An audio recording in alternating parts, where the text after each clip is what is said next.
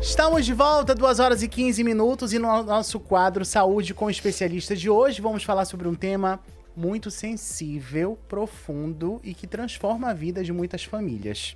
O impacto emocional ao receber o diagnóstico de autismo. E para a gente falar sobre esse bate-papo, eu recebo ela, né, a nossa fonoaudióloga, a doutora Simone Rodrigues. Tudo bem, doutora? Boa tarde, tudo ótimo.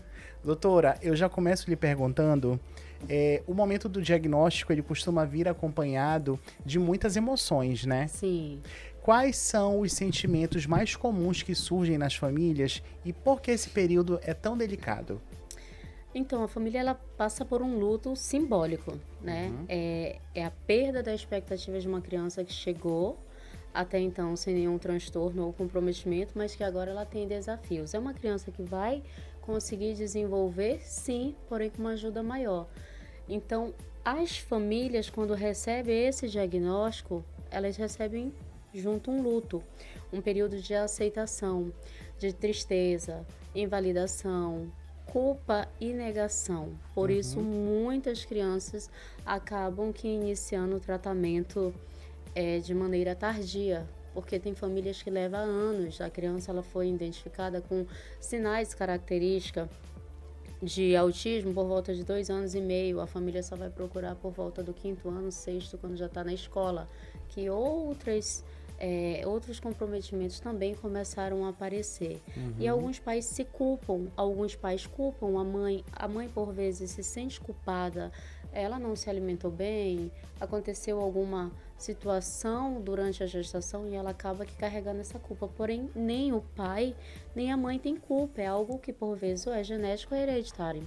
Doutora, antes de eu fazer a pergunta, que meu computador descarregou aqui na hora, que estamos ao vivo, tá, gente? 2h17.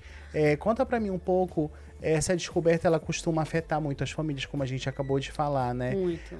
Qual o sentimento dessa mãe, doutora? O choro sempre vem, né? Por exemplo, lá na clínica, quando eu inicio o rastreio, eu já vou preparando aí ao longo dessas avaliações essa mãe para ao final, olha, no seu laudo, na verdade no laudo da criança, eu coloquei criança com comportamento sugestivo de autismo e estou encaminhando para o neuro. O primeiro impacto é quando a fono fala que vai para o neuro. Então a mãe já tem resistência e tem uma fuga. Tem pais que não retornam mais para a terapia de fonoaudiologia, porque ele acabou ouvindo algo que ele não queria.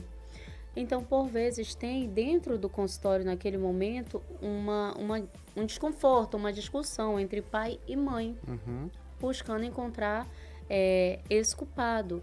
E eu já vivenciei situações em que a mãe pediu todo o relatório da maternidade, se tinha acontecido alguma intercorrência no parto, entrou em contato com a ginecologista para tentar entender se ela teve culpa. E eu sempre falo para as mães, se você não aceita e não entende que o seu filho precisa de ajuda de uma equipe profissional para buscar intervir e minimizar esses problemas, essas dificuldades, você está negligenciando ele, você está sendo imprudente. Total. Porque hoje você já tem um conhecimento. Então você está sendo imprudente. A partir de hoje, com todas as informações recebidas, cabe a cada família decidir o que vai fazer. Doutora, olha, a Carla Menezes, lá do Pintolândia, ela pergunta: doutora, meu filho tem 2 anos e ainda não usa palavras para pedir nada. Ele só aponta e me puxa pela mão. Eu fico com o peito apertado achando que talvez seja um sinal de autismo. Quando essa ausência de fala, ela deixa de ser, doutora, apenas um atraso e ela passa a ser um alerta? Quando a mãe decide procurar um profissional fonoaudiólogo, né? Ela já tá vendo que tem alguma coisa errada, essa né? avaliação. Porque a criança, por volta de 6 meses, ela inicia o balbucio. Papapatá, aquela questão da saliva, né? Escorrendo. É um preparo motor oral para que essa criança venha ter o desenvolvimento. Com 1 ano, ela já tem algumas palavrinhas. Então, a criança com 2 anos, ela já vai ter aí algumas palavras funcionais. Mamãe, papai, quero, dá, não. Já vai fazer sinalização com a cabeça de não, confirmando que sim. Isso é a comunicação receptiva. né? E nós temos a expressiva, que é a fala propriamente dita. Então, se a mãe consegue perceber, não precisa esperar, e a gente sempre coloca isso, você reforça muitas vezes em todos os programas, né? Tem que buscar ajuda, que é quando entra a estimulação precoce. A estimulação precoce é quando a gente pega uma criança nessa idade de entre 2 anos, 1 aninho e meio, entende que ela tem sinais sim característicos de autismo, porém a gente começa a estimular para diminuir esses sinais, para diminuir esse comprometimento, para que ela venha conseguir desenvolver. Então, a criança autista, a família, ela tem uma adaptação de expectativa. Por quê? A família precisa entender que ele precisa de mais ajuda, que ele vai desenvolver sim, mas requer recurso financeiro, requer tempo, tem que ter, requer, né, doutora? dedicação. Então, a vida daquela família vai mudar em prol de desenvolver aquela criança. Mas muitas famílias negligenciam acreditando que ele vai conseguir desenvolver porque ele já conseguiu falar uma palavrinha ou outra. E aí a gente perde muito tempo.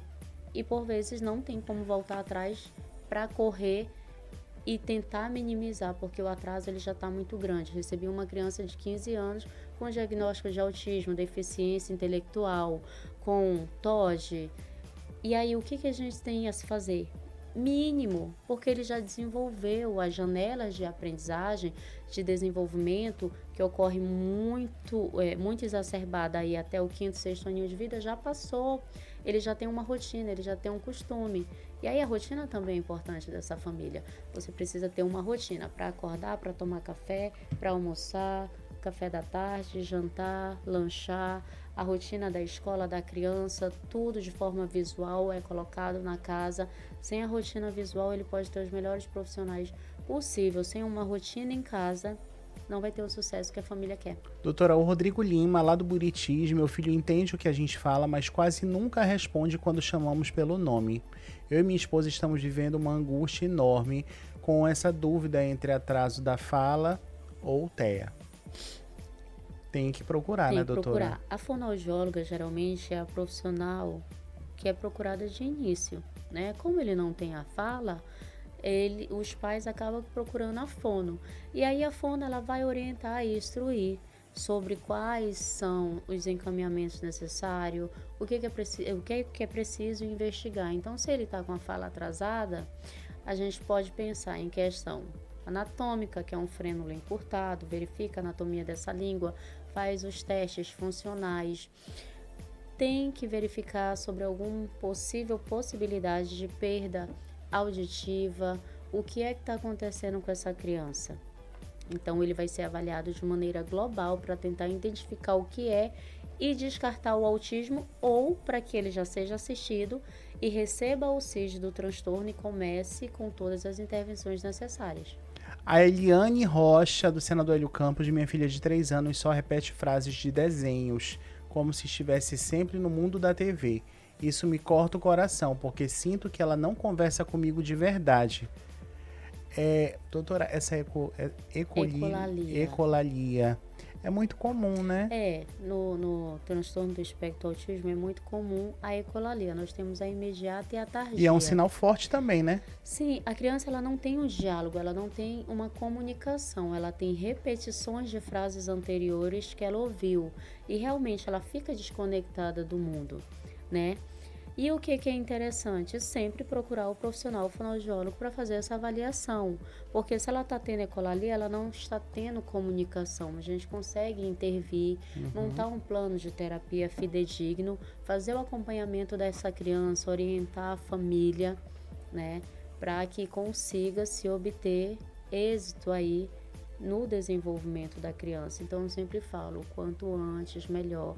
Estimulação precoce, a criança vai ter acesso às terapias, aos profissionais mais cedo, de forma mais intensa.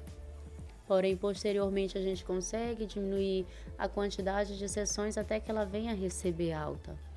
Doutora, o Marcelo Araújo, lá do Caranã. Doutora, meu filho quase não olha nos meus olhos.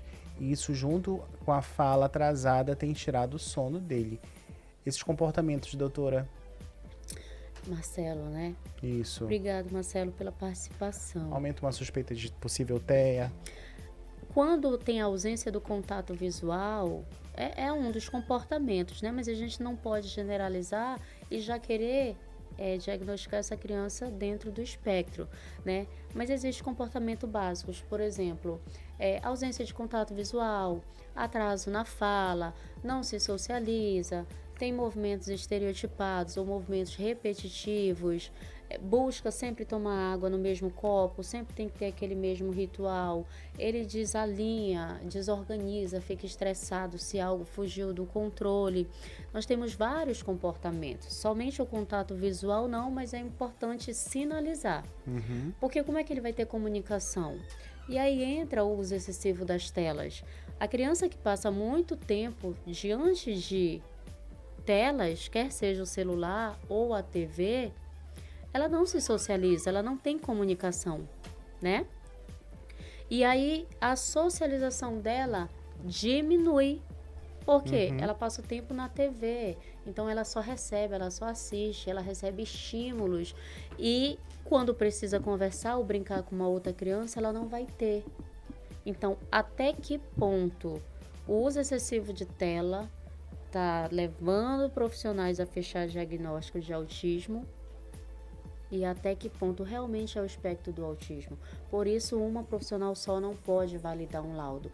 Essa criança ela vai precisar passar por fonoaudiólogo, ela vai precisar passar por a fisioterapia, se porventura ela tem atraso motor, ela vai com a neuropsicóloga, né, que é a profissional responsável por aplicar as escalas e os testes, tem para cada idade, conforme a idade, e aí ela chega no neurologista.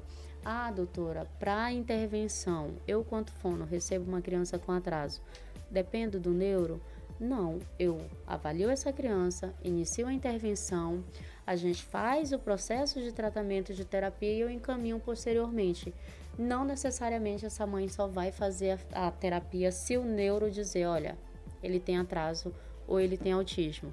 Não, que é um pecado que acontece muito. Né? Essa negligência. Eu avalio, encaminho para o neuro, aí tenta 4, 5 meses conseguir uma consulta com o neuro e a criança ficou longe da fono. Quando consegue esse laudo, é que ela volta. Então a criança já perdeu muitas janelas de aprendizagem. O vínculo durante esse processo de avaliação inicial com a fono, ele também já perdeu. Doutora, tem mensagem aqui da Juliana Paz. Olha, Juliana Paz. Ai, Juliana Paz, do Calungá. Seja bem-vinda, Juliana. Doutora, minha filha não conversa, prefere ficar sozinha e evita brincar com outras crianças.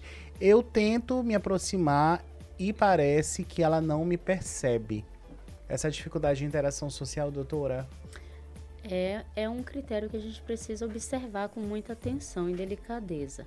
Porque a criança, no automático, por mais que ainda não se tenha fala, né?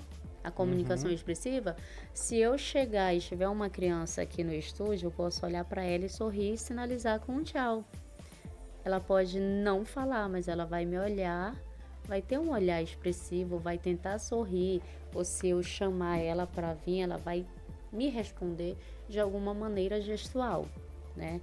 Então, se a criança ela evita a comunicação, ela se isola, ela acaba optando por objetos, a gente precisa investigar.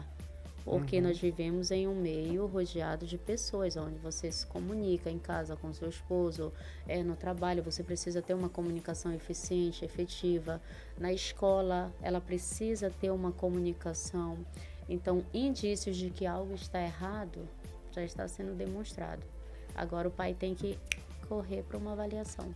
Doutora, faço o convite então para todas essas, ficaram umas 10 perguntinhas ainda que a gente não conseguiu ler, mas convite essas pessoas, essas mães, esses pais a irem conhecer o seu espaço, que é Espaço 123 Decolar. Fale pra gente. Então, vamos lá, para as mãezinhas que ficaram sem as respostas das perguntas, podem estar encaminhando para o meu Instagram, doutora Simone Rodrigues.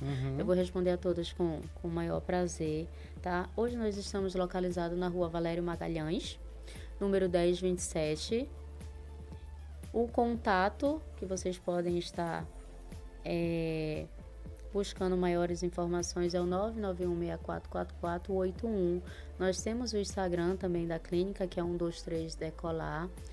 Busquem estudar sobre o autismo, vai em artigo científico, coloca lá no Google acadêmico, né? Sinais de autismo em criança com menos de 1 ano, como posso identificar uma criança com autismo, que são informações acertadas,